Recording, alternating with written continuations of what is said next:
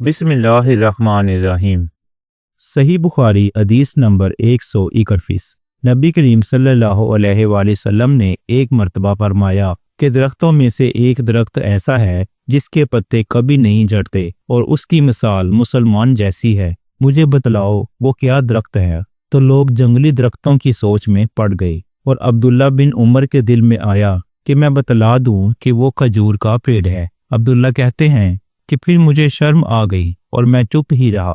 तब लोगों ने अर्ज किया, या रसूलल्लाह सल्लल्लाहु अलैहि वसल्लम, आप ही खुद उसके बारे में बतलाइए। आप सल्लल्लाहु अलैहि वसल्लम ने फरमाया, वो खजूर है। अब्दुल्ला कहते हैं कि मेरे जी में जो बात थी वो मैंने अपने वालिद हजरत उमर रज़ियल्लाहु अन्हु को बतलाई। वो कहने लगे कि अगर तू उस वक्त कह देता तो मेरे लिए ऐसे ऐसे कीमती सरमाया से ज्यादा महबूब होता।